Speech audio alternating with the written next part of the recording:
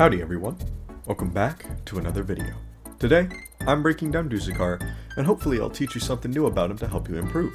Before I begin, I'd like to thank my wonderful members of the channel. Thank you so much Vincita, Spectral Filmer, The Fake Spaghetti, Tijabe, Life, Elixir Us, Springly, Blitzkrieg, Roger, Emmanuel Da Silva, Invictus, Skittle Soup, Sebastian, The Normal Guy, and Squeak for your guys' fantastic support. Lastly, I'd like to thank you all for nearly 30,000 subscribers. All of your support is amazing. Thank you guys so much. Now, on with the video. Starting with the basics, he only has 90 health and no footsteps, which comes from his passive, Levitation. With no footsteps, he can sometimes hide behind walls or corners to escape chase from the killer. It also helps him avoid chase by being able to sprint away from the killer directly beside them without making a sound. And that's about the extent of his passive. No, Levitation does not counter things such as the lake on Urix or water on Pirates Bay. It's just an animation that hides footsteps.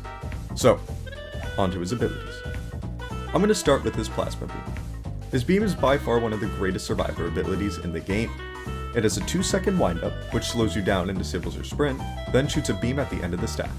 The beam pierces through both walls and players, which basically makes it so with good aim you can land every beam every single time. If you hit a survivor, it gives them a 10% speed boost for 4 seconds. If you hit the killer, it'll slow them down by 20% for 3 seconds. The beam is basically like Chance's gun and Cool Kid's corrupt nature combined. The beam itself is a straight and thin line like the gun, but can be aimed in any direction you want with your cursor like corrupt nature. Though, unlike those two, the actual beam itself comes out at the end of the staff. This means your movement unironically influences where the beam will shoot. Now most of the time this doesn't matter that much, but basically, the best way to use the beam is by turning off shift lock, then using WASD and your cursor to aim however you want the beam to curve or shoot in a straight line. This will help you line up collaterals with survivors and killers much easier, and maybe even make your aim more consistent. As for when to use the beam, you can literally do it whenever you want. Well, so long as you're not being chased. If you see the killer busy with anything else, you can beam them and slow them down. Sometimes though, especially if they're not chasing anyone, they will just 180 and instantly chase you, which is what you're trying to avoid. So technically, the best way to use the beam is to wait for a teammate to get chased, and then spam the hell out of the killer, while trying to hit your survivor teammate as well. Another very strong way to use the beam is after the killer is stunned. Hitting them with the beam just as the stun ends makes them lose a miserable amount of distance. If they sprint with that slowness, they're practically just wasting stamina. You basically just extend the length of a stun for 3 seconds by existing. And before I move on to his barrier, let me just say one last way to use the beam. As I said earlier, you shouldn't use it in chase, but there will be situations where you can. Basically, if the killer uses an ability that they can't cancel and leaves them fairly vulnerable, you can beam them. Or, you can always just beam them before they catch up to you in a chase. Such as in Last Man Standing, as long as you aren't directly beside them, you can beam them, which secures you a decent amount of distance at the very start of a chase. And that's about everything I can think of with the Plasma Beam. It's a super duper strong move for making chases last way longer, and is honestly so unfun to go against. But let's talk about what makes the beam even stronger. Dusekkar spawn protection. I'm just going to call it his barrier. The barrier has no windup and instantly applies to a survivor you point your cursor at. It reduces all the damage taken to that survivor by 80% for 8 seconds.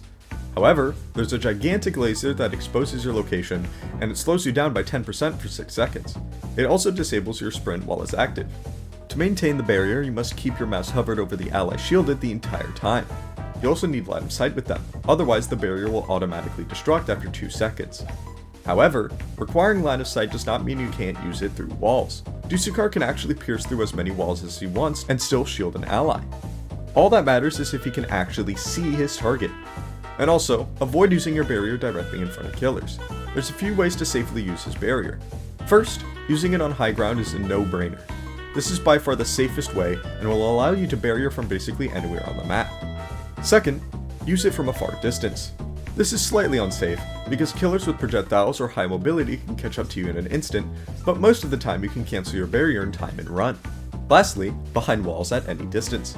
This is the most greedy, but it turns out when a killer doesn't know exactly where you are and just have a rough idea, they don't want to commit to a chase if you're too far away.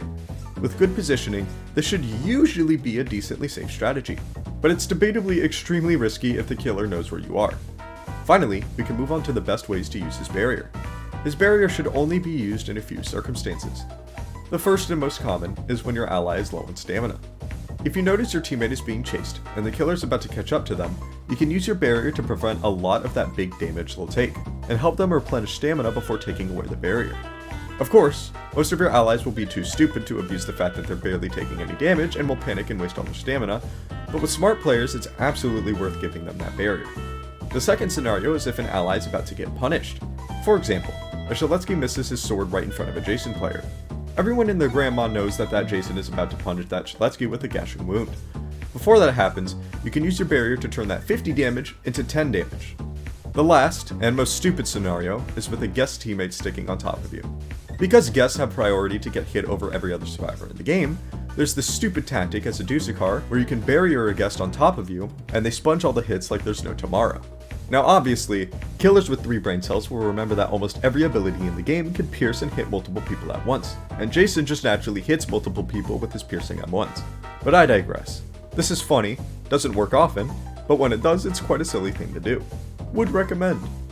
Lastly, I'll be showing me playing around as Dusekkar to help you all see how I play at least, and maybe learn a thing or two from watching. Enjoy. Wait, this is sick. The staff look. Ooh. Oh, well.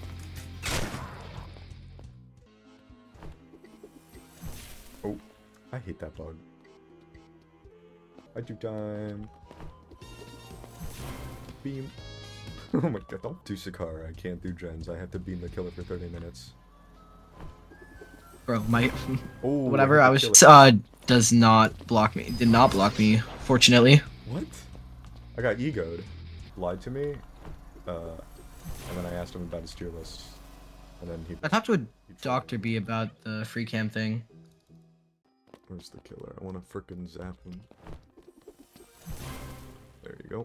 And now I get chased and die. So you get above 100 health. Yep. And then after you get 100... And we were able to actually kill Noli. With Chant. Yeah. Dude, this skin is fire. He's after me. You're mine. I feel no pain. Okay. You won't live to see the next day.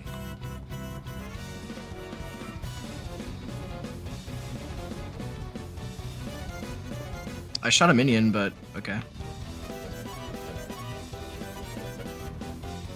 Dude, I swear to God, this coin has to be placebo, bro. Sometimes this coin actually feels like it's weighted. There's no way. I love knocking out. Thank you for the goated body block. Oh my god.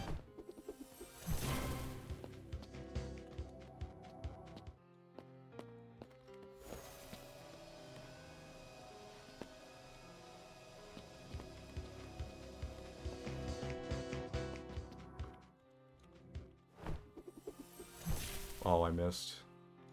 Oh, that's not good. Yeah, okay, that did. Never mind. I'm not gonna question. Nice. That about wraps up Dusekkar. Overall, he creates extremely hard situations for killers to cut through, but he cannot create these situations for himself.